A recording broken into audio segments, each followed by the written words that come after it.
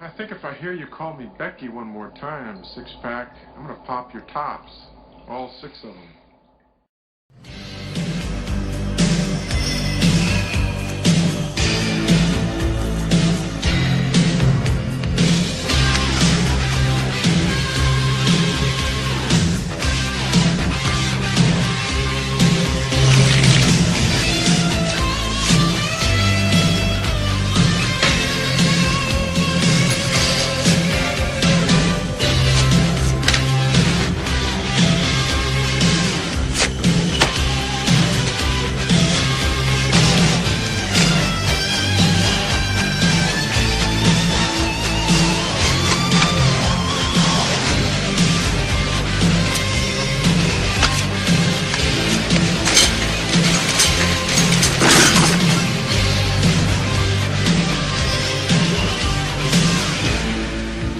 Fucking A.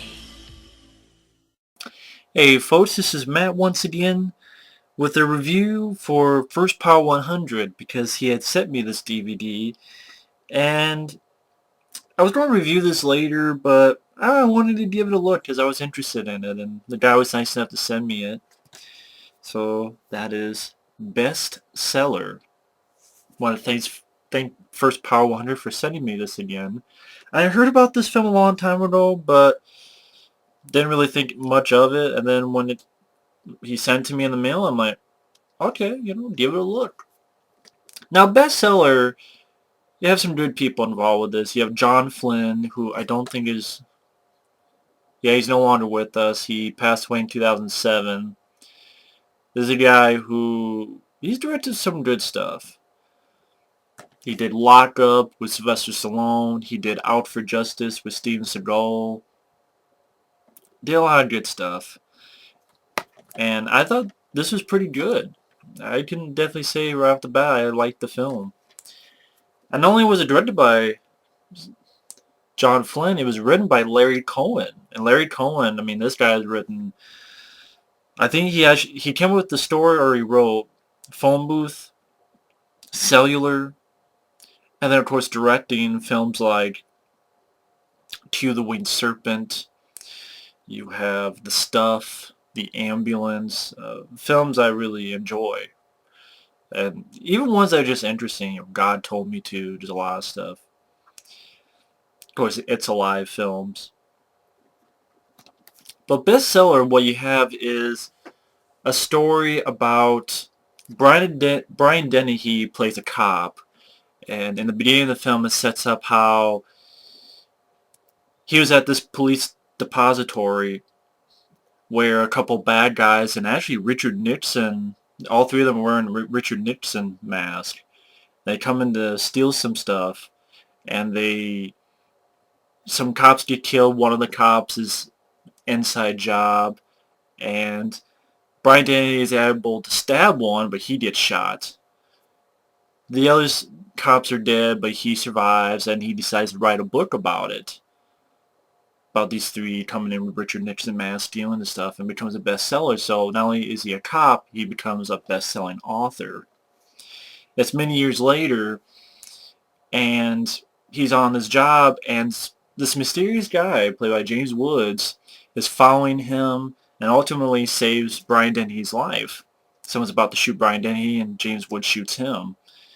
And later on, you find out that James Woods is actually a hitman, or he was a hitman working for this corporation. But now that he was let go, he didn't really like that, so he wants Brian Dennehy to write a tell-all book detailing everything.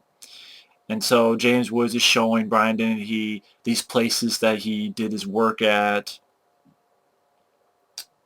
And then to the finale, because now you have this guy who runs this corporation finding out that James Woods is talking to Brian Dennehy and this book is going to be coming out. And of course, that guy doesn't want his reputation tarnished and things of that nature. I thought it was an interesting idea. Like you have a cop who's also an author with this guy who used to be a hitman. And at the end of the day, James Woods is not a good he's not a good guy at all. But you get the idea that James Woods' character, he wants respect. That seems like what he wants is respect. That's why he really wants his book to come out. He really wants respect. I don't know, it almost seems like sometimes he wants to, I don't know if I want to say he wants to be a good guy, but he's not a good guy. There's some things he does that, he's not a good person. But he does, one good thing at the end of the film, which ultimately saves Brian Dennehy's daughter. And the reason I like the film is, number one, it goes at fast pace. It's 90-some minutes long. I don't think it dragged at all.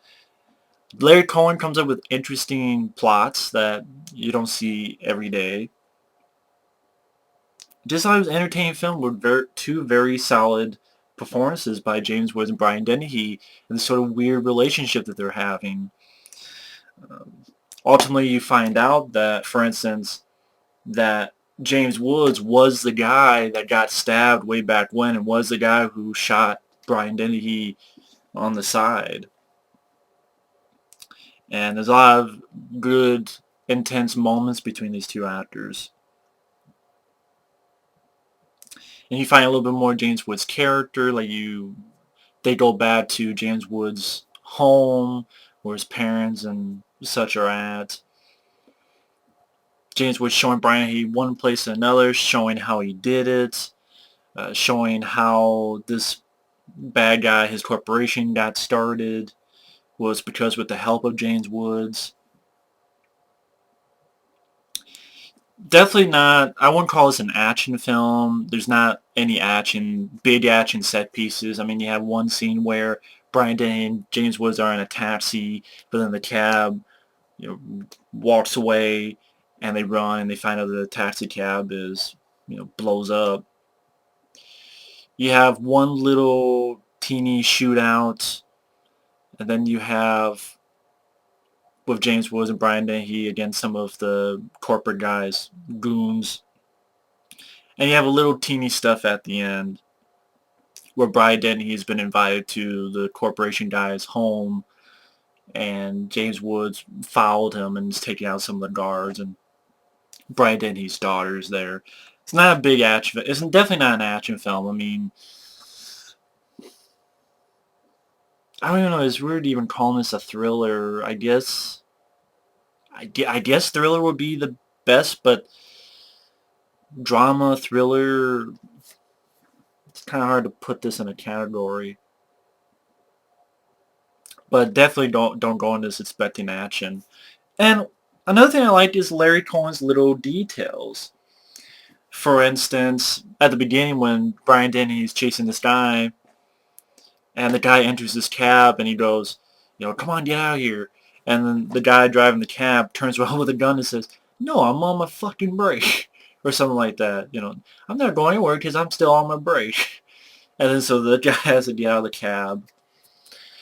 Little moments, or another thing where this guy who led these two into that taxi cab, Brian Denny says, let's go, and they leave the guy, like James Woods knocks the guy out in this booth where you take pictures, and the pictures come out on the side. Well, James Woods says, I'll be right back, and goes in, and then he comes back, and Brian Denny says, well, what was that all about? And he's like, oh, nothing. And then you look back on the booth, and you see these pictures come out, and you see that James Woods actually went back and slit the guy's throat. And it's revealed by the pictures coming out. And little details like that are interesting. Let's see.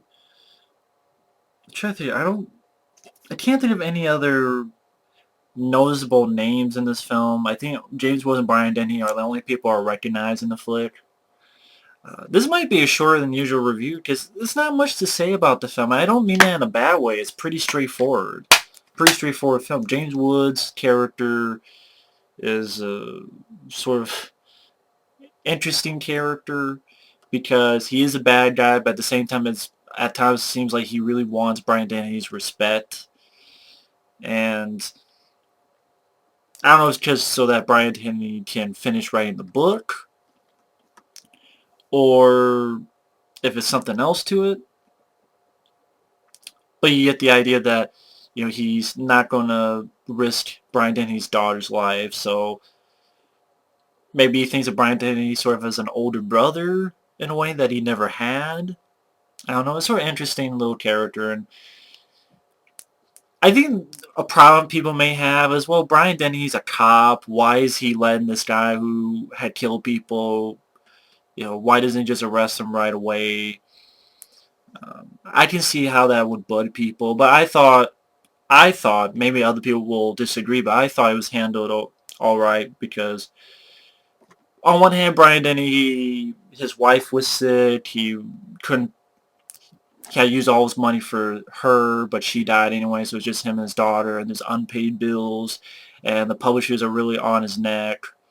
And at the same time, he keeps saying he wants to bring him in, and you get the idea that, okay, he's going to get the information on this corporation guy who hired the hits, and then also arrest this guy as well, so that he can take both down. Because if he just takes James Woods down right away, the corporate guy's so powerful, it's not going to matter. He'll just buy his way out. He'll just do this and do that, and he'll never, he'll get away with it. So in this way, and that's what I mean. It's an interesting relationship where James. It's not like they become buddy. Oh yeah, I love you, man. It's not like that. And maybe in the last shot when James Woods ultimately does save Brian Denny's daughter, there's a little bit of respect.